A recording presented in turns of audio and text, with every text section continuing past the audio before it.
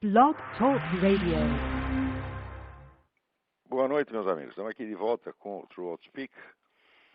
Como vem acontecendo em toda a semana, nós temos aqui uma profusão de materiais que mereceriam atenção diferenciada.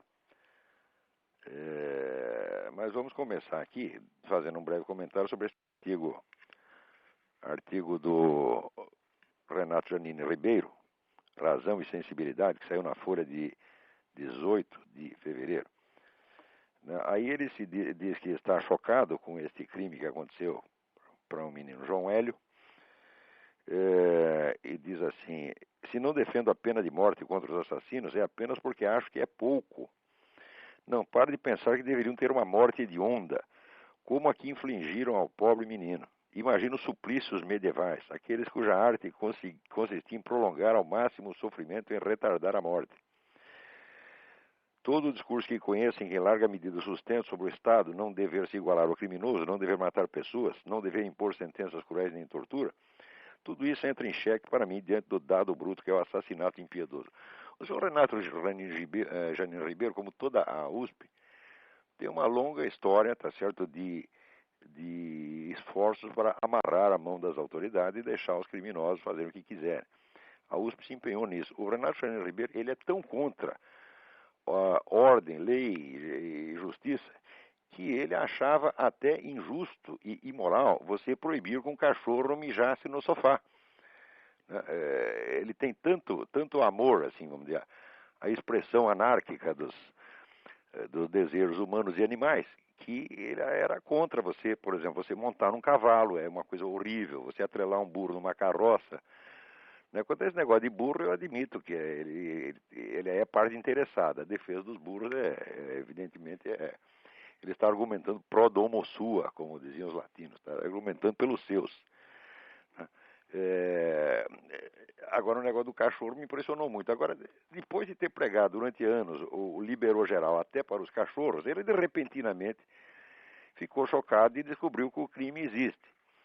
E na hora de denunciar o crime, ele já aproveita, tá certo, para jogar um veneninho em cima da pobre Inquisição, dizendo que a arte dos torturadores medievais era prolongar ao máximo o sofrimento, retardar a morte. E, bom, não cabe nem discutir isso, porque no Brasil você não pode tentar restaurar uma verdade histórica, porque as pessoas só raciocinam em termos de tomar partido. Se você diz, olha, a Inquisição não fazia isto, daí o outro diz, não, você é um partidário da Inquisição, você quer a volta da Inquisição. É assim que o brasileiro raciocina, porque foi ensinado a raciocinar assim por professores como esse Renato Janine Ribeiro e outros tantos da USP. Mas o fato é que a tortura era um uso disseminado até a época do advento da Inquisição, e a Inquisição foi a primeira entidade que tomou alguma providência para limitar aquilo. Então, vamos dizer, o torturado não podia sofrer mutilação, nem derramamento de sangue, e só podia ser torturado uma única vez. Como é esse negócio de retardar a morte? Não é isso?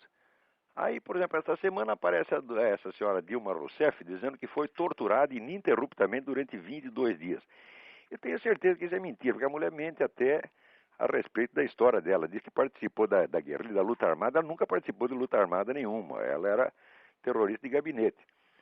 E se mente a respeito do que ela mesma fez, por que não vai mentir a respeito do que os outros fizeram com ela? Então eu não acredito na história de ser torturada durante 22 dias. Mas o fato é que, em qualquer, vamos dizer, dos governos que torturam pessoas, ninguém tem esse limite de um dia, nem 2 dias. Vai até enquanto o sujeito aguentar. Quer dizer, esse negócio de retardar a morte, isso é uma coisa moderna, isso não é da Inquisição, não. Isso é uma das conquistas da civilização, das luzes, né? Mas esse Renato Janine Ribeiro, quer dizer, a posição dele contra a pena de morte sempre foi errada, porque ele diz que o Estado não deve se igualar ao criminoso. Olha, examine a coisa objetivamente. Se você ser contra a pena de morte é você decretar que nenhuma penalidade será tão grave quanto o delito. Quer dizer, se existe o crime de homicídio, se os homicidas podem matar, mas nós não podemos matá-los, nós só podemos botar na cadeia e sustentá-los com o nosso dinheiro durante 20, 30, 40 anos, então ele jamais sofrerá uma penalidade vamos dizer, tão grave quanto o delito que ele cometeu. Isso aí já é você, evidentemente, conceder, vamos dizer, ao criminoso uma possibilidade de ação que você nega ao próprio Estado. Então, essa é uma autocastração. Ora, se você pegar a maioria dos grandes filósofos da humanidade, todos sempre foram a favor da pena de morte. Né? Quer dizer, agora, o Renato Janino Ribeiro, ele passa, vamos dizer, da defesa do direito dos delinquentes para o polo oposto. Agora ele quer que o delinquente seja torturado, que sofra, que arranque unha do sujeito, tá certo? Que lhe põe a granada no rabo. Quer dizer, o sujeito é louco. Quer dizer, o que é isso? E vem dizer aqui que é um intelectual, um pensador. Esse sujeito nunca pensou coisíssima nenhuma. Isso é uma vergonha. Quer dizer, a importância que dão para esse cara no Brasil é uma vergonha. Muito bem. Agora tem aí uma pergunta muitíssimo interessante aqui do William Singh. Ele manda duas perguntas. Primeiro, o que é que eu penso do Paul Feyerabend? Segundo, o que é que eu acho do modernismo? E bom, o livro do Paul Feyerabend, Contra o Método, eu considero um livro extremamente importante pelo aspecto crítico, para ajudar a desmistificar, vamos dizer, este culto do método científico que existe. Hoje tem pessoas que acreditam, vamos dizer, que ciência é a única ciência, no sentido de ciência natural, é o único conhecimento sério que existe, tá certo? E que tudo mais são apenas expressões do sentimento e da fé. Eu acabei de ter na internet uma discussão com um sujeito desse. Esse tal de Rodrigo Constantino. Ele realmente acredita que só existe duas coisas, ciência de um lado e fé do outro. Ciência é o que segue o método Karl Popper. Né? E o resto é tudo mais, é fé irracional, e fundamentalismo, e fanatismo, etc, etc. Você tem muita gente que pensa assim. O livro do Paul Feyerabend é bom para mostrar que isso não tem pé nem cabeça. Mas, por outro lado, o Paul Feyerabend também exagera um pouco, no sentido em que ele admite, na ciência, todo e qualquer tipo de argumento, inclusive o argumento retórico e poético. Eu digo, olha, o argumento retórico e poético ele pode ser usado na ciência, mas não como instrumento de prova, nem como instrumento de persuasão. Ele pode ser usado como instrumento heurístico. Aliás, sem o discurso poético e retórico, é impossível você pensar. Em qualquer coisa, qualquer assunto que você pense, você começa a trabalhar aquilo com a imaginação. Tá certo? Depois você faz certas escolhas, dessas escolhas você daí seleciona umas quantas que você vai examinar criticamente e por fim você chega a um critério científico. Então essa é exatamente para dizer que o negócio da teoria dos quatro discursos, em todo e qualquer assunto que você vai estudar, você passa pelas quatro etapas, necessariamente. Então você não pode excluí-las. Se você excluir o argumento poético e retórico, a sua mente fica paralisada. Mas isso não quer dizer que eles possam ser usados legitimamente na ciência como instrumento de prova e persuasão, apenas como instrumento heurístico. Heurística é a arte de ter ideias, é a arte da descoberta. Quer dizer, aliás, o pensamento do argumento poético, ele existe para isso. Já dizia a Suzanne K. Langer, essa grande filósofa americana, dizia que o símbolo é uma matriz de intelecções, quer dizer, através do discurso poético, você tem uma sucessão de intuições e daí delas você vai selecionar as que, com o devido exame, se mostrem mais consistentes. Agora, se você paralisar o discurso poético, acabou a imaginação, portanto, não tem intelecção nenhuma. Nesse sentido, o Paul Feyerabend está certo. Agora, ele está errado ao admitir o discurso poético retórico dentro do corpo da demonstração científica. Isso eu acho um exagero. De qualquer modo, é um livro extremamente importante, esse livro Contra o Método. Quanto ao modernismo, eu não penso nada, eu não acho nada, mas existe um livro que eu recomendo e que acho que sem ele não dá para entender exatamente o que foi o movimento modernista no começo do século XX. Esse livro chama-se Rites of Spring, Ritos da Primavera, do historiador Modris Eksteins. Eu acho assim, o melhor livro de história que saiu, desde o clássico do Jan Huizinga, O Outono da Idade Média, eu não li uma obra histórica tão impressionante quanto esta. Impressionante, vamos dizer, pelo volume de informações que ele consegue articular e pela profundidade da interpretação que faz dos documentos. E ali ele mostra, vamos dizer, primeiro, que o livro é sobre a Primeira Guerra Mundial, Ele mostra que o que estava em jogo ali era de fato a revolta modernista, encarnada sobretudo pelos alemães, contra uma concepção mais conservadora da ordem europeia, representada no caso pela Inglaterra e a França. A tese é muitíssimo bem demonstrada, eu acho que não tem como escapar disso. Então a Alemanha, no caso, aparecia como o grande difusor, vamos dizer, da rebelião modernista, né, e irracionalista, seria o caso da rebelião romântica, tá certo? Que é um aspecto da Revolução que voltaria a aparecer depois nos anos 60. Né? Isso aí encaixa muito bem numa tese mais geral que eu tenho, que é a da unidade do movimento revolucionário. Desde que surge o movimento revolucionário, ele começa a surgir com aquelas seitas messiânicas no século XIV, mas ele se perfila como uma unidade autoconsciente a partir do iluminismo. Eu digo unidade autoconsciente porque cada geração de revolucionários se refere conscientemente à sua antecessora e vamos dizer, se reconhece como participante de uma tradição histórica. Então, é possível você traçar a história do movimento revolucionário desde o iluminismo até hoje apenas na base da autorreferência que os autores revolucionários fazem. Quer dizer, não é uma interpretação que eu estou dando, é a própria autoimagem do movimento revolucionário que eu estou expondo. E existe uma característica histórica recorrente que é a seguinte: quando a camada mais recente da ideologia revolucionária começa a falhar, começa a fazer água, começa a se desmoralizar, automaticamente uma das camadas anteriores é trazida à tona de novo para revigorar o espírito revolucionário declinante. Um exemplo que eu dei num artigo recente foi justamente esse, que quando teve o relatório Khrushchev em 1956, desmoralizando o establishment soviético, então o que aconteceu? Houve uma crise de credibilidade no marxismo. Automaticamente surge a nova esquerda nos Estados Unidos, que trazia uma forte inspiração, vamos dizer, irracionalista romântica. Tá certo? Com o negócio das drogas, liberação sexual, feminismo, gay, etc, etc.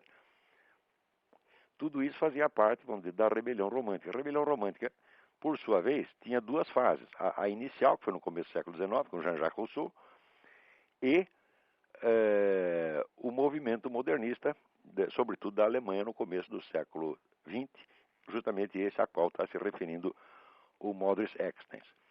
Na Alemanha, na época, havia todos esses movimentos de juventude, liberação sexual, movimento gay fortíssimo na época, né? E o culto das drogas também, tudo isso apareceu na Alemanha nesse período também. Reapareceu na Alemanha nesse período. E quando reaparece novamente, nos anos 60, é justamente para revigorar com essa substância romântica o corpo declinante da Revolução Mundial. Funcionou. Mais recentemente, após a queda da União Soviética, aparece de novo, vamos dizer, um estado de espírito negativo entre os líderes revolucionários, estado de espírito do qual dá testemunho esta carta das Farc, enviada à 13ª reunião do Foro de São Paulo, né? E ali a gente vê que logo após este choque que foi a queda da União Soviética, aparece o quê? Aparece um neo-iluminismo. Quer dizer, o iluminismo como primeira camada histórica do movimento revolucionário, ele reaparece agora para enxertar novas forças no corpo da Revolução Mundial. Então, de repente, reaparece de novo um monte de neo-iluministas, né? O Renan Chanini Ribeiro, aliás, é um deles. O outro aí é o Sérgio Paulo Rouanet. Mas isso apareceu no mundo inteiro. Todo mundo, de repente, retira do túmulo, né, as múmias, velhas múmias, Voltaire, Diderot, né? Aquele bando de charlatães miseráveis do iluminismo, né? Mentirosos até a demência, e que já estavam, de certo modo, dentro da história do movimento revolucionário, eram considerados superados. Marx os considerava apenas antecessores burgueses dele mesmo. Então, estavam aparentemente enterrados. Mas quando o corpo da revolução fraqueja, você puxa essas camadas anteriores para revigorar. E numa dessas aparece justamente o modernismo, tal como o estuda o Modris Eckstein. Não deixem de ler esse livro, é uma obra-prima, chama-se Rites of Spring, Ritos da Primavera. Muito bem, vamos ver o que mais. Aqui é a carta do Carlos A. Júnior. O senhor já foi comunista. Que acontecimento serviu para precipitar aquele estalo e fazer com que o senhor chegasse à conclusão de que o comunismo não era a saída? Muito bem. Essa é uma história muito complicada, mas o primeiro sinal de que aquilo não prestava, eu obtive já praticamente no primeiro mês, né, de participação no Partido Comunista. Note bem que dentro do partido eu era peixe pequeno, eu era o que eles chamavam tarefeiro. Tarefeiro é o sujeito que só obedece ordem e não discute, né? Mas acontece que o próprio sujeito que me cooptou para entrar no partido, o sujeito me cooptou, nós entramos, havia uma base comunista ali na Folha de São Paulo, nós tínhamos nossas reuniões, nossas atividades, mas logo em seguida aparece um sujeito muito sinistro do comitê estadual, dizendo o seguinte, olha, o companheiro fulano de tal, ele arrumou uma amante que nós temos razões para suspeitar que seja agente do DOPS. Então, nós temos que isolá-lo durante algum tempo, enquanto nós investigamos esse negócio. E simplesmente delegou 3 voluntários, entre os quais este que vos fala, para localizar um lugar onde depositar o sujeito. Em suma, era quase um cárcere privado, né? E, naturalmente, não fui eu que achei, mas um dos 3 acabou achando um barraco numa favela, que eu lembro que você andava até o zoológico de São Paulo, depois andava mais outro tanto e mais outro tanto. É um lugar que eu nunca mais conseguiria achar. E depositamos o sujeito lá, e de vez em quando íamos lá levar cigarro para o sujeito. Eu sei que passou um tempo, né, daí eu fui desligado dessa missão e esqueci o assunto. Daí estou eu um dia lá nessa época eu trabalhava no jornal Notícias Populares, aquele jornal sangrento, que pertencia à Folha de São Paulo. E estou eu lá sentadinho e escuto 2 companheiros do partido, um dizendo para o outro assim, sabe quem estava aí na portaria? Aquele filho da puta do fulano de tal, que era justamente aquele que me havia convidado para entrar no partido. Nós não deixamos nem entrar no edifício. Em suma, o sujeito, por uma suspeita que ela jamais se confirmou, ele tinha sido excluído não somente do partido, mas excluído da profissão. Passa mais um tempo, estou eu lá tomando um cafezinho num bar na frente da Folha de São Paulo, e entra o sujeito magro, barbudo, esfarrapado, um verdadeiro mendigo, e vem falar comigo. E eu, como bom militante, leal ao partido, virei as costas, o cara não quis nem conversar com ele. Foi uma semana depois que eu comecei a pensar, falei, olha, não só eu sou um filho da puta, mas todos esses são filhos da puta. Quer dizer, isso aqui é um ambiente de uma moralidade baixíssima, no fundo, tão ou mais repressivo do que aquela ditadura que ele condena. E eles vivem se queixando de que são excluídos e são, como é que se diz, escorraçados da sociedade, mas eles fazem isso com uma técnica e fazem com uma satisfação sádica enorme. Esse foi o episódio que me botou a cabeça para funcionar. Mas mesmo assim, eu sou muito burro. Eu levei muitos anos ainda para tirar a conclusão, porque mesmo depois que eu me afastei do partido, eu estava envolvido naquela atmosfera esquerdista que domina a imprensa, dominava já naquela época. A imprensa inteirinha era esquerdista. Havia ainda naquela época articulistas de direita importantes. Eu me lembro, por exemplo, do Lenildo Tabosa Pessoa, que trabalhava no Jornal da Tarde. Ele escrevia uns artigos muito bons no Jornal da Tarde. E eu me lembro que o Lenildo era odiado pela redação inteira, pelo simples fato de ser direitista. O único direitista que não era odiado, que eu me lembro, era o Carlinhos Brickman, que era um sujeito gordo, tamanho de uma porta na altura e na largura. E que era um sujeito tão simpático que ninguém conseguia ficar com raiva dele. Então o perdoavam por ser direitista e até malufista, parece que se dizia. Mas, em geral, a atitude das redações contra pessoas conservadoras era extremamente hostil. Isto já no tempo da ditadura, tá certo? Então, a gente, envolvido nessa atmosfera de esquerdismo geral, ainda levei muitos anos para chegar às conclusões. Acho que foi só uns 5 ou 6 anos depois desse episódio que eu decidi que estava na hora de começar a ler livros direitistas, porque até então eu tinha me intoxicado do manual de marxismo-leninismo da Academia de Ciências da União Soviética, das obras do Caio Prado Júnior, né, das obras do Georg Lukács, e havia dois autores de muito sucesso na nova esquerda, na época, que eram Paul Baran e Paul Sweezy, os dois. Enfim, tinha uma infinidade de livros comunistas. As obras de Lenin eu li um bocado nesse período. Ou seja, tinha passado 7 anos me intoxicando de comunismo, e daí me deu o estalo. Falei, pô, mas por que eu não leio os caras do outro lado também? Né? Daí que eu comecei a ler alguns pensadores conservadores na medida em que os encontrava. Porque você veja, este pensamento conservador, ele é tão excluído no Brasil que você tem dificuldade até de saber quais são os autores. Quando se publicou, 3 ou 4 anos atrás, esse famoso Dicionário Crítico do Pensamento da Direita, feito por 106 professores, pagos a peso de ouro pelo governo brasileiro, o que eles fazem? Todos os autores importantes do mundo conservador estavam excluídos. Então, existe uma barreira, você nem tem acesso a isso, você não chega a saber. Então, eu, com muita dificuldade, fui encontrando um autor ou outro. Você veja, a burrice imperante e que se impregnou na minha pessoa era tão grande que eu levei...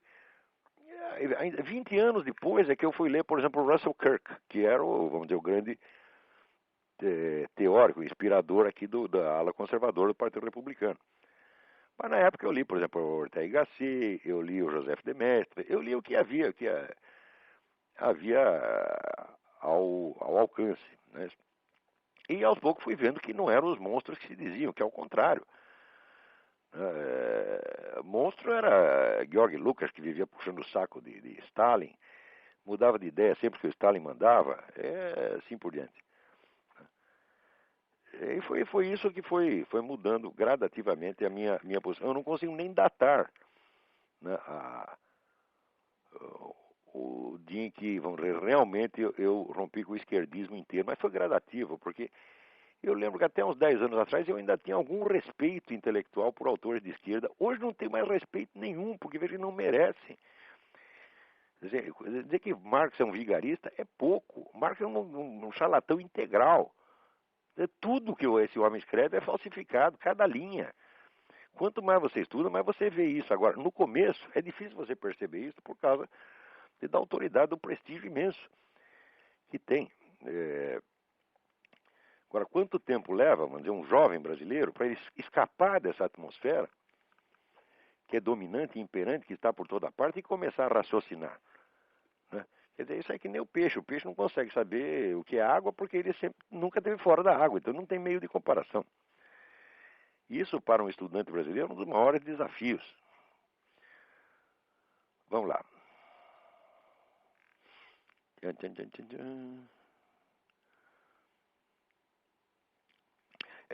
Aqui, essa é muito interessante. Adriano Dal Bosco. O senhor impressiona pela sua capacidade de citar e comentar livros, sendo que muitas vezes o senhor não só cita o nome do autor, óbvio, como também puxa a frase de lá de dentro. Outro dia, se não me falha a memória, o senhor disse que um estudante sério deveria ler pelo menos 87 livros por ano. Não lembro se o número é exatamente esse. Não é exatamente 87, é mais ou menos 80. Ao que parece, o senhor se sente tranquilo ao recomendar isso, porque habitualmente supera essa marca. Supero mesmo. Sendo assim, gostaria que o senhor pudesse nos ensinar um pouco sobre o seu método de estudo. O senhor faz leitura dinâmica, faz anotações em fichas, utiliza um banco de dados no computador? Não. O que eu descobri é o seguinte, é que se você tem uma biblioteca e ela está, vamos dizer, organizada por assunto, note bem, não é uma organização geral. Você tem que fazer uma organização de acordo com as suas áreas de interesse ou com aquilo que você está pesquisando.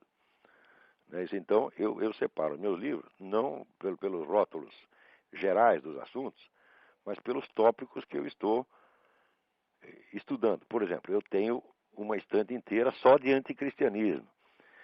Tenho outra estante a respeito, vamos dizer, dessa transição da Idade Média para o mundo moderno, onde eu localizei ali o fenômeno da paralaxe cognitiva. Então, tenho uma estante de paralaxe cognitiva. E os livros que não estão sendo usados, então, são classificados pelos assuntos, vamos dizer, estereotípicos, né? História da filosofia, religião, etc, etc. Mas o que mais interessa é a organização funcional em torno dos pontos em estudo. Se você tem isto, você não precisa fazer ficha coisa nenhuma, porque a biblioteca já é ficha, pô. Quer dizer, você usa a própria biblioteca como fichário. Tá certo? Bastando você ter, onde é assinalado nos livros, os pontos que lhe interessam. Quer dizer, isso é um hábito tão antigo que eu simplesmente não consigo ler sem um lápis na mão. Eu, se tiro o meu lápis, eu fico analfabeto. Né? Eu realmente não consigo, mesmo, fico absolutamente desesperado. Né? Às vezes, quando eu ia viajar, estava no ônibus, percebi, esqueci o lápis, falei, pronto, fudeu. Agora não vou conseguir ler o livro, né?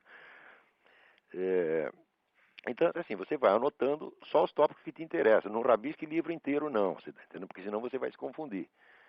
Você tem que marcar só os pontos que interessam. Né? Então, eu tenho muito livro aqui que eu vou lá, né, com lápis, leio par, que não interessa nada. Lá no meio tem um pedacinho marcado. Esse pedacinho entra nos meus arquivos. Então, essa é a primeira coisa. E segundo, não faça leitura dinâmica, não. Leia devagar, não tenha pressa.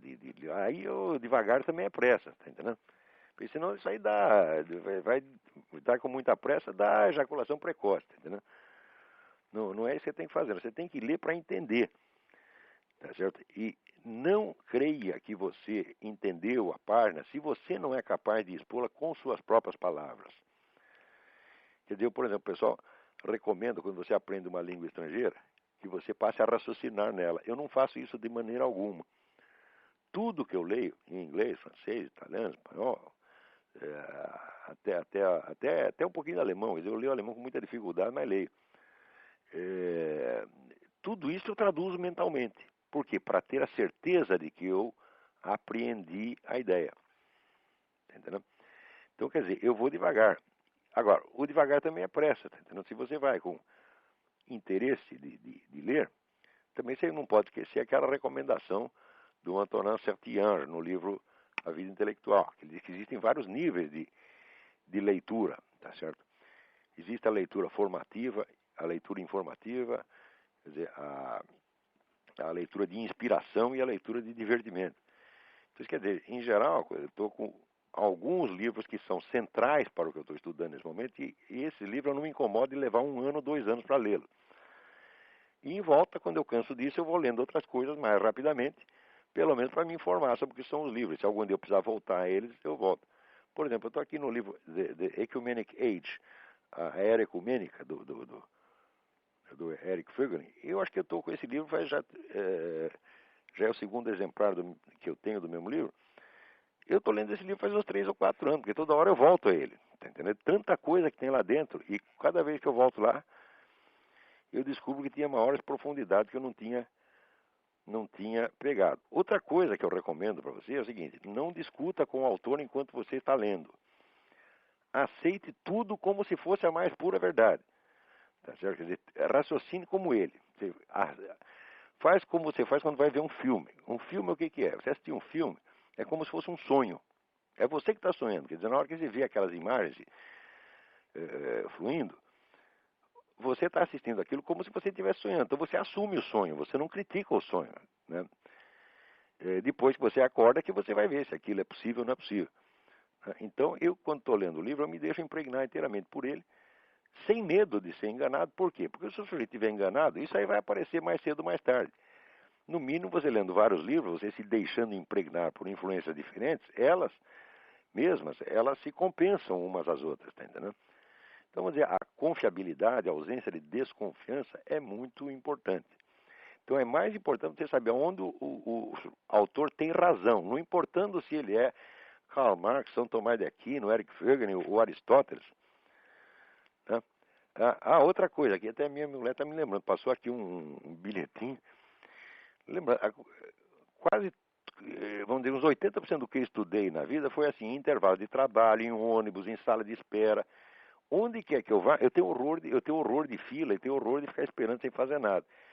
Então eu ando com 2, 3 livros para todo lugar que eu vou por uma mera questão de precaução. Vai que o nego me bota numa fila, eu já tenho o que fazer. Né? Então, assim, esse trabalho constante. Né? E tudo depende, no fim das contas, a coisa fundamental em qualquer estudo é o interesse verdadeiro, tá certo? É que determina a sua capacidade de estudo. Não é o seu QI, tá certo? O meu QI, pelos testes, ele não é baixo, ele é, pelos testes, 147. Mas é inferior ao da Madonna, como você pode perceber, tá certo? Mas eu tenho a impressão que esse QI aumentou, porque eu, quando era moleque, eu era muito burro. Mas o interesse verdadeiro de saber, ele torna você inteligente, entendeu? Se você quer saber mesmo, ninguém segura, entendeu? Então, sempre o interesse. Outra coisa, não estude coisa só por obrigação exterior, fuja disso, né? Só estude aquilo que você tem realmente interesse. Bom, esse não é um método, é apenas algumas dicas soltas, tá bom? Espero ter ajudado em alguma coisa.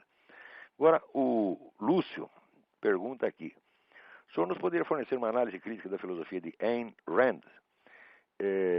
Não, uma análise crítica completa eu não posso, tá certo?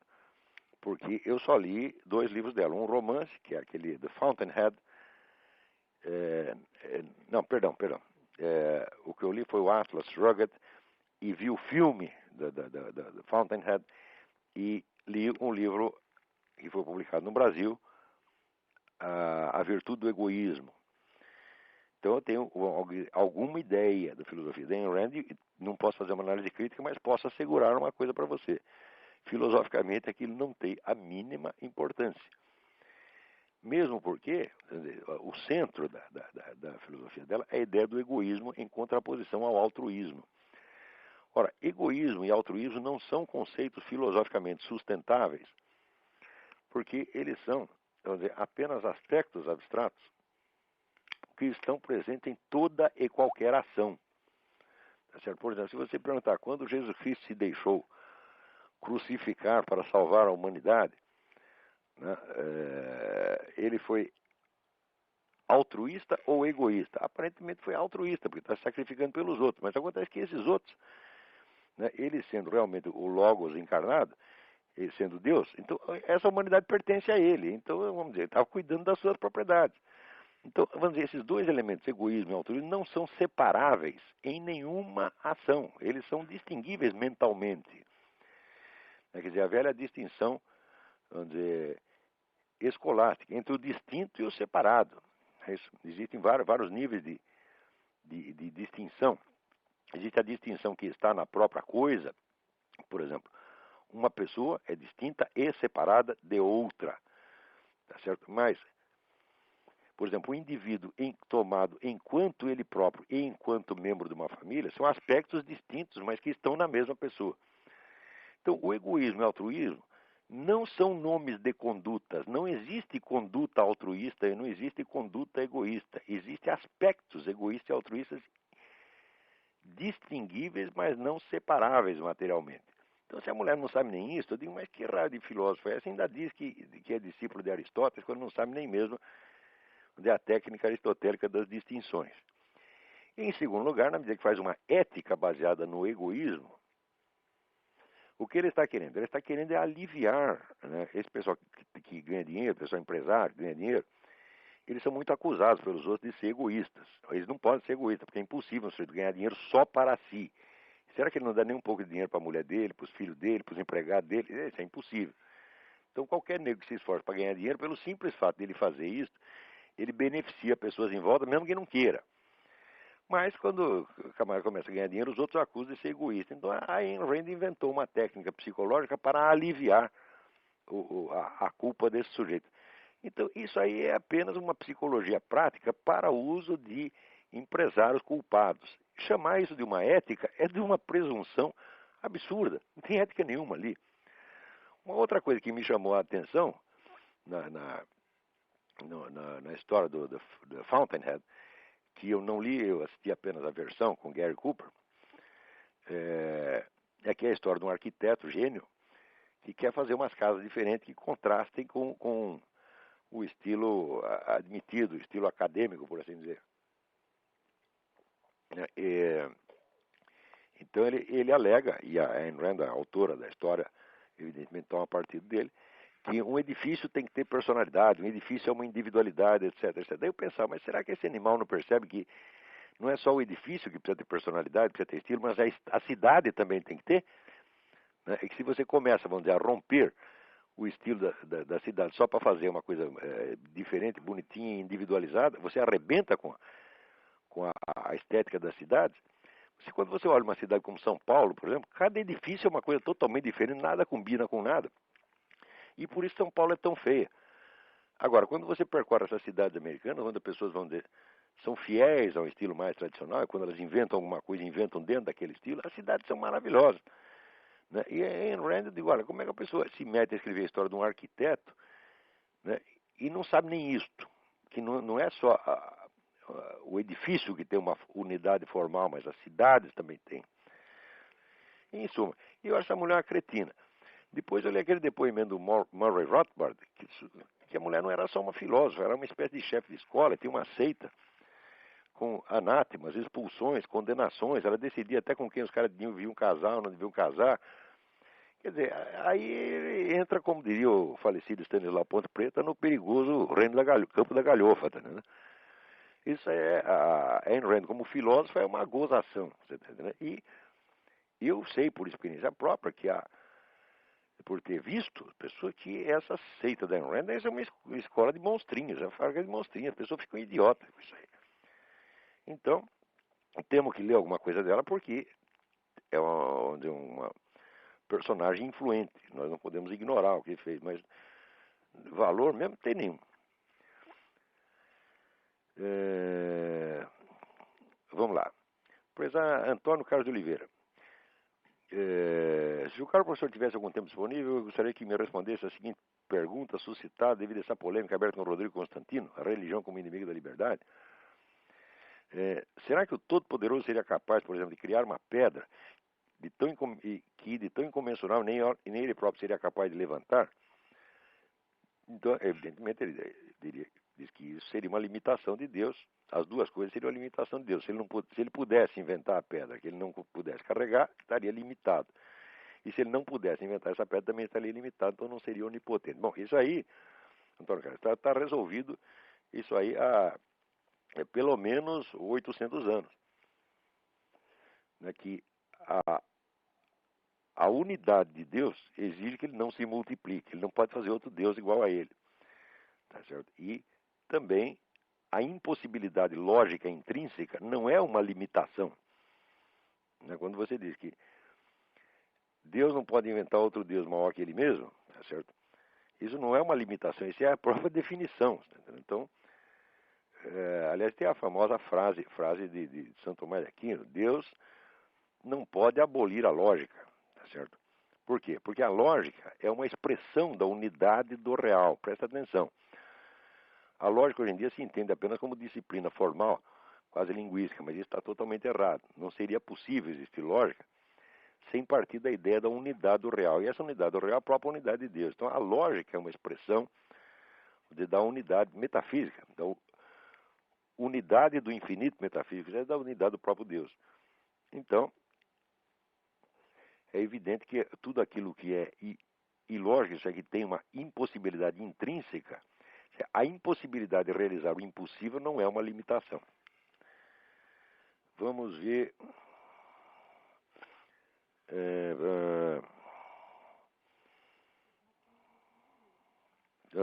Tem gente aqui esperando para falar. Vamos ver.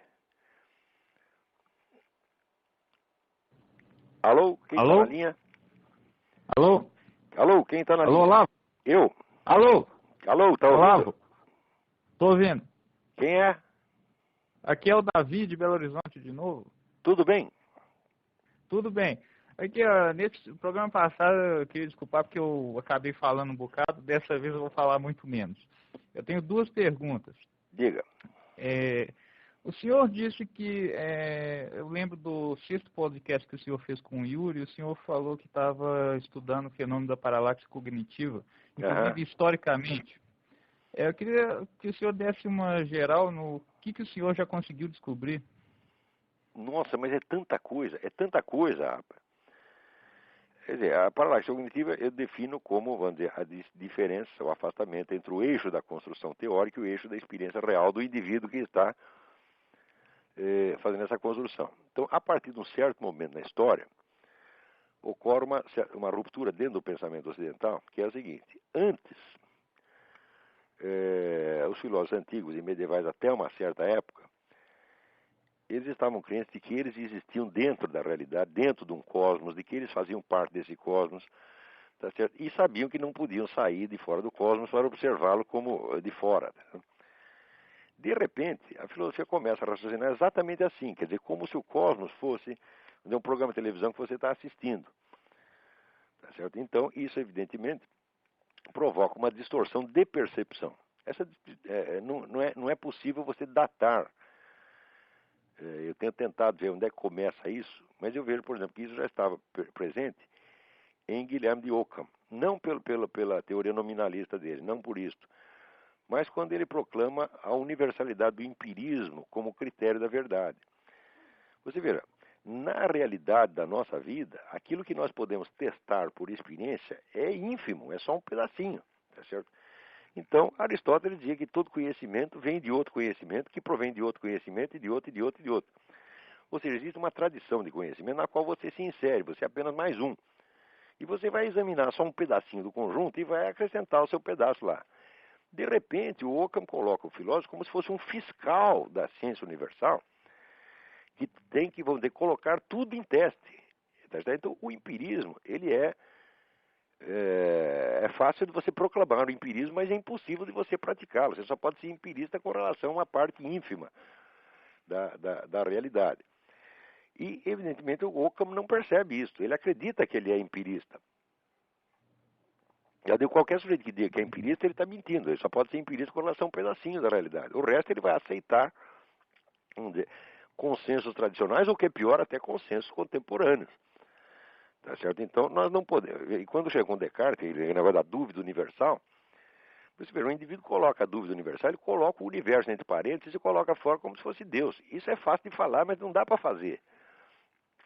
Tanto que, nas famosas meditações de filosofia primeira, Descartes diz que ele está fazendo isso, ele diz que ele está colocando em dúvida tudo, mas, entre parênteses, essa dúvida que ele monta tá, vamos dizer, incorporada numa multidão de certezas implícitas que ele não percebe.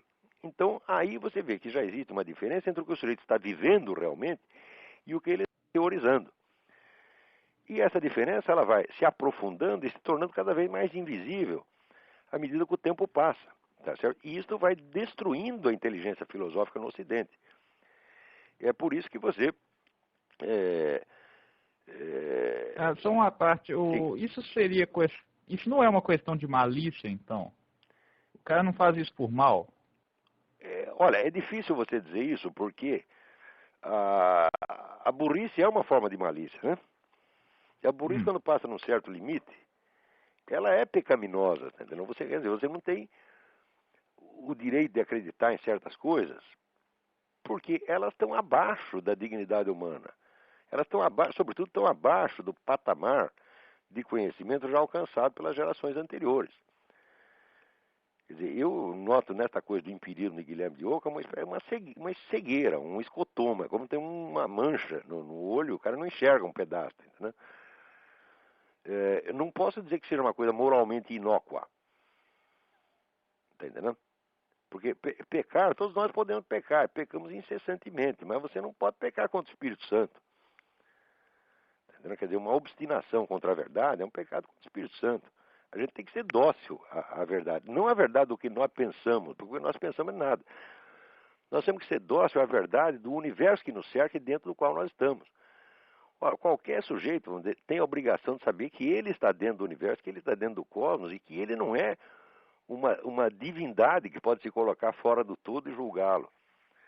Está entendendo? Você não pode se colocar, mesmo que você pudesse se colocar, vamos dizer, fora do cosmos físico, você estaria dentro da infinitude metafísica. Já dizia o apóstolo São Paulo, nele vivemos, nos movemos e somos. Nós estamos dentro de Deus, nós somos possibilidades internas do próprio Deus. E jamais conseguiremos sair disto. Agora, se você isola um pedaço e acredita que aquilo é a realidade e que você está observando de fora, então, em primeiro lugar, você está maluco. Tá certo? Em segundo lugar, você está criando um mundo à sua imagem e semelhança. Quer dizer, é um delírio. É um tipo de delírio. Não é isso? Por exemplo, essas pessoas que fazem uma filosofia sobre a meta da história. Eu digo, como a meta da história? Depois de alcançar a meta da história, a história vai acabar? Quer dizer, você sabe o dia que vai acabar a história? Nenhum de nós sabe. Nós estamos dentro de um fluxo de conhecimento que nós não sabemos exatamente como começou e muito menos sabemos quando vai terminar. Portanto, nenhum de nós pode falar do sentido integral da história. Só podemos falar de sentidos parciais dentro de uma civilização, dentro de uma sociedade. O sentido global da história é absolutamente inapreensível. Não faz sentido isto. Como diria o Rock Balboa, né? Como é? Como diria o Rock Balboa, it's not over until it's over, né? Exatamente. Não. Agora, quando é que vai acabar? Essa é a pergunta. Se você não sabe quando vai acabar, você não sabe qual é o sentido. Porque uma vez que um determinado sentido se realizou, a história continua e aparece outro, e outro, e outro, e outro, e outro. É isso? Essas pessoas que vamos dizer, aparecem com teorias universalmente explicativas. Agora acham que a teoria de evolução explica não somente a variedade das espécies animais, mas explica todas as formas de cultura, a história humana inteira. Isso é uma bobagem. Uhum. Quer dizer, a proposta já é imbecil por si mesma. Quer dizer, e é claro que a investigação empírica da história comprovará que tudo isso é falso. Não que esse aspecto não exista. Ele existe, mas ele está dentro de 1000 outros. Então, aí começa a haver uma espécie de guerra da inteligência humana contra a complexidade do real. Você tá entendendo? Então, o homem perde aquela docilidade ao real, que é tão característica dos filósofos antigos, de Aristóteles, próprio São Tomás de Aquino, tá entendendo? Que sempre que as coisas desmentem o que ele está dizendo, ele aceita. Quer dizer, a realidade tem autoridade sobre a filosofia dele, né? Sim. Bom, a minha segunda pergunta e última eu ouvi alguém falando que o senhor seria gnóstico, mas agora que eu vi algumas coisas recentes, isso não parece ser verdade. A minha resposta é gnóstico é a puta que eu pariu. Ponto final. Assim, não o senhor pode, então, com isso. O senhor pode me dizer, então, por onde que passa essa história de gnosticismo e agnosticismo? É um negócio meio estranho isso. Quer dizer, quem começou com isso foi a história do Orlando Fedeli, mas o Orlando Fedeli não bate bem os pinos, eu cansei de discutir com ele. Eu comecei a discutir a sério, levei o homem a sério que me parecia um homem honesto, né? Então, honesto ele até é, mas o raciocínio do cara é tão infernalmente circular que eu acabei vendo que eu estava dentro de um fenômeno psicótico e discutir com um cara desse não tem fim. Você entendeu? Então, o objetivo ali não é científico, quer dizer, você tem certas tomadas de posição doutrinais, quer dizer, a interpretação que ele faz de certo ponto como é que se diz? É uma interpretação doutrinal, dogmática, e, portanto, não está aberto à variedade dos fenômenos. Então, não adianta discutir. Agora, não estou comparando Orlando Fedeli com o Rodrigo Constantino, pelo amor de Deus. O Orlando Fedeli é um homem de cultura. Né? Sim. E dentro das limitações psicológicas dele é um homem perfeitamente respeitável. E é cristão, cara, sério. Né? Espero que ele vá para o céu. Agora, o Rodrigo Constantino não é que ele vai para o inferno, ele nunca vai sair da privada, pô. Não, tudo bem, então, Olavo. Que eu vou desligar. Deixa eu ver se tem mais alguém aí. Obrigado. Alô? Olavo? Eu? É o Luiz Gamboja, aqui de Minas Gerais. Oi, tudo bem? Tudo bem? Tudo bom. No programa passado estava falando da inveja, né? Aham. Aí estava falando que a inveja no Brasil parece que é norma, né? Nossa, é a cultura da inveja. Aí vem a pergunta seguinte: a inveja, ela só prejudica por uma espécie de conspiração? Ou tem algum fenômeno Não, o paranormal? grande problema da inveja é o seguinte, é que a inveja afasta o invejoso dos bens que ele deseja. Porque ele tem inveja, porque ele sente que aqueles bens não serão acessíveis a ele jamais.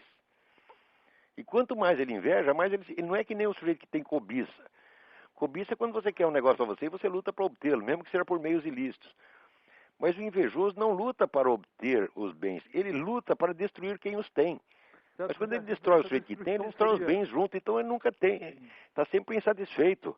Mas as pessoas em geral têm a seguinte dúvida: essa destruição seria por uma certa boicote ou seria um fenômeno paranormal? Assim, o tal do olho gordo.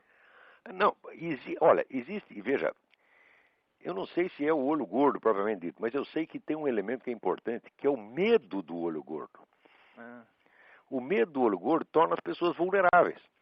Você tem medo de que o outro olhe feio para ele, tá certo? Então ele se torna, vamos dizer, ele aceita a opinião de um grupo que pode estar errado, só porque ele tem medo de ser medo do mal olhado. Quem escreveu coisas maravilhosas sobre isso foi o Jack Wheeler. Jack Wheeler é um aventureiro que tem aqui nos Estados Unidos, né? Que era um caçador de tigre, alpinista, etc, etc. E é um sábio, tá certo? A única coisa que eu discordo dele é que ele é antitabagista fanático, mas é um grande sujeito, eu gosto muito dele.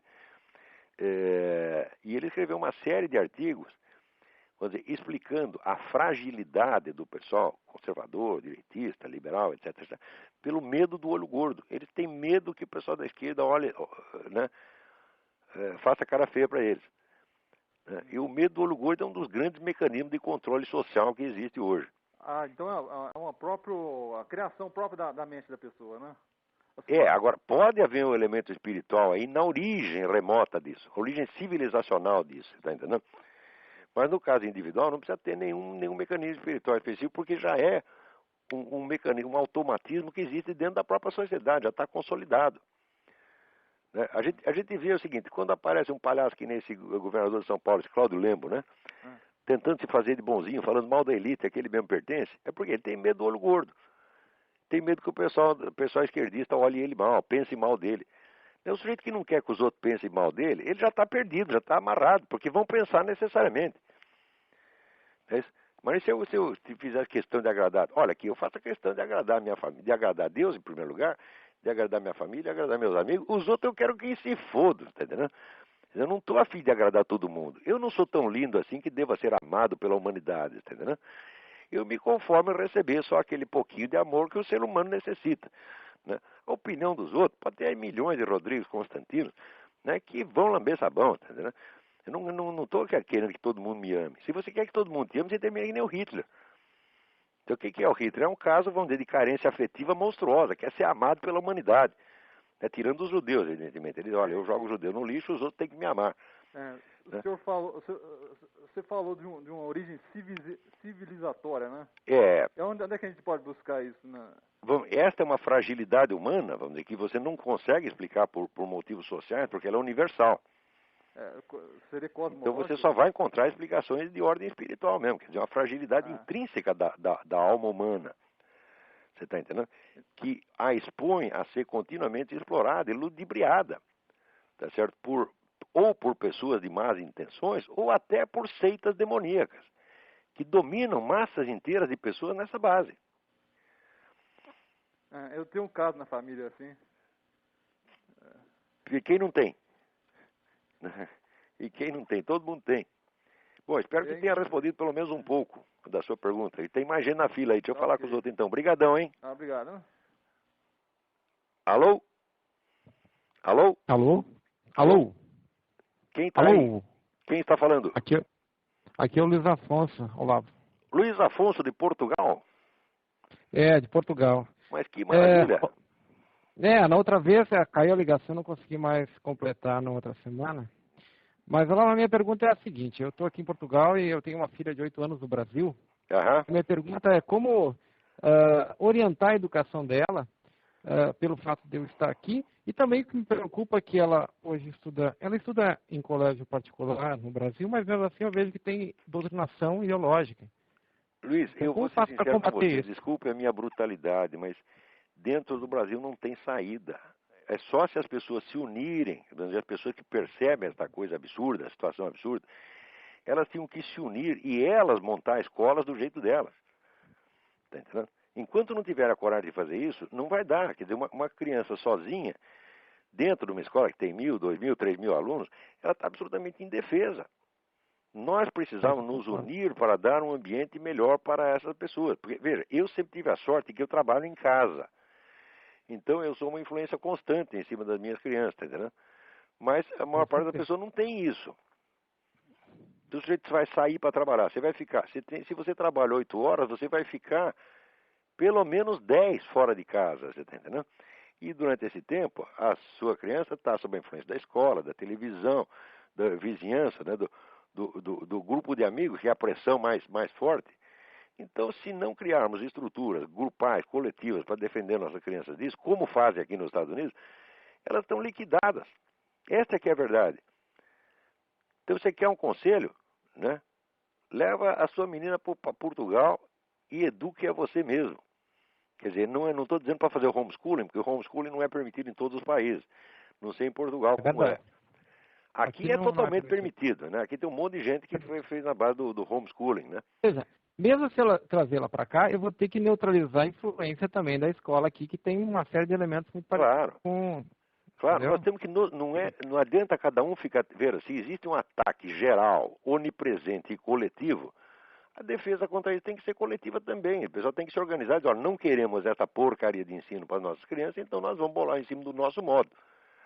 Mas por que esse pessoal conservador, liberal, então não trata de fazer isso? Entendeu? Quer dizer, não adianta nada a gente reclamar e não fazer nada. Quer dizer, tentar produzir um ensino melhor é algo que...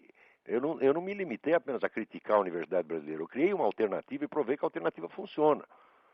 Porque qualquer aluno meu de filosofia com 2 anos de estudo comigo dava baile em professor da universidade. Tá certo? Quer dizer, eu provei que não apenas falei mal do que estava errado, mas tentei fazer uma coisa melhor e a coisa melhor funcionou. Você mesmo é testemunha disso. Sim. Agora, fazer isso só no âmbito universitário é pouco. E além do mais, só tinha um nego fazendo, que era eu. Então tem que fazer desde a escola primária, tá entendendo? Eu não sou muito bom nisso, eu não posso dar grande sugestão nisso, porque eu não sou bom para educar criança. Eu sei educar as minhas crianças, dentro das circunstâncias domésticas. Numa escola, eu estaria no mato sem cachorro, não sei o que fazer para uma escola de crianças, mas deve haver gente qualificada para isso. Tá entendendo? Então, a minha sugestão é essa, reúnam-se, tá certo? Ou em Portugal ou no Brasil, reúna-se com outros amigos, conservadores, liberais, e olha, nós precisamos dar um ensino melhor para as nossas crianças, não adianta a gente ficar xingando o ensino público, tá certo? Nós temos que criar alternativa, quer dizer, não adianta a gente criticar o mal se a gente não faz o possível para fomentar o bem. Não, isso não interprete isso como uma crítica, não estou criticando as pessoas, estou dizendo apenas que elas têm que acordar para essa possibilidade que elas têm. Eu tive tantos alunos que estavam na cara que tinham um talento para ensino, tá certo? Talento pedagógico, tem vocação para o ensino, então se reúnam. Agora, o problema de brasileiro é que o brasileiro pode ter vocação para qualquer coisa, mas vocação para juntar com os outros e colaborar, não tem. Na Brasil, você junta 3, já começa um a puxar o tapete do outro, entendeu? Isso é que é a dificuldade. A competitividade já... O brasileiro acha que o capitalismo americano é que é competitivo e malvado. Não, competitivo é o Brasil, rapaz. Aquilo ali é o caranguejo no balde. O caranguejo está querendo sair do balde e o outro puxa a perna dele, entendeu? Então, fica aí a minha sugestão. Essa questão da educação das crianças é gravíssima, mas não há solução na esfera individual, a não ser que aconteça isso que aconteceu para mim. Eu trabalho em casa há mais de 20 anos. Tá certo? Então, vamos dizer, as minhas primeiras crianças não puderam se beneficiar tanto disso, da minha presença. Mas os mais jovens puderam. Okay. Sabe que isso acontece não só na escola pública, mas na escola particular, que é o caso... Mesmíssima coisa. Ou seja, não tem para onde fugir, né? No Brasil não tem para onde fugir. Não tem. Aqui tem muita escola boa, tem a possibilidade da homeschooling. Né? Aqui você se livra disso aí. Até a minha filha acabou de fazer, fez o exame secundário pela internet. Tá entendendo? Então você vai tirar o diploma imediatamente. Isso aí dá para fazer aqui. Nos Estados Unidos, os Estados Unidos ainda são a terra da liberdade. O brasileiro não sabe o que é liberdade, nunca experimentou, nunca sentiu o gosto, tá entendendo? Mesmo quando vem aqui, o idiota se fecha num hotel, tá certo? Ou fica convivendo só com o brasileiro e não entende a sociedade americana. Mas aqui, isso aqui é uma delícia, rapaz. Isso aqui mesmo, por mais safadeza que exista, você sempre tem um meio de defesa contra ela. Aqui, quer dizer, a liberdade não te é oferecida assim de bandeja, não. Você tem que lutar por ela, mas aqui eles te dão os meios de lutar. Meu plano é trazer minha filha para cá, mas isso vai demorar um tempo ainda, até que eu tenha essas condições para que então, reze por ela dia e noite. Reze mesmo, a oração funciona, meu Deus do céu. Não, com certeza. Eu tenho provas pessoais, eu sou o fruto da oração. Eu já entrei em tudo quanto é encrenca na vida, tá certo? E na hora H, tá certo? Eu orava e Deus me tirava da encrenca, tirou de encrencas absurdas, tá entendendo? eu sei que isso existe, eu sei eu não posso, se eu negasse isso, estaria negando a minha experiência de vida. Agora, as pessoas não querem arriscar, não querem nem tentar, porra, assim não dá. Né? Fica os caras de fora, dizendo, não, Deus não existe, isso é tudo besteira. Fala, bom, você não sabe de nada, você nasceu ontem, porra. Né? Acha que sabe tudo. Tá certo, Alberto.